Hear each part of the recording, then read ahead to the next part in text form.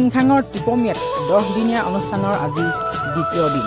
3 তাৰিখৰ পৰা 12 তাৰিখলৈকে 3-4 তাৰিখে গায়ন বায়ন সন্থাৰ অধিৱেশন আৰু 5 তাৰিখৰ পৰা 12 তাৰিখলৈকে অখণ্ড ভাগৱত পাঠ আৰু শেষৰ দিনা ভাওনা প্ৰদৰ্শন। জানুৱাৰী মাহ 2026 সকলো ভক্তপ্ৰাণ ৰাইজৰ উপস্থিতি একান্তই কামনা কৰোঁ।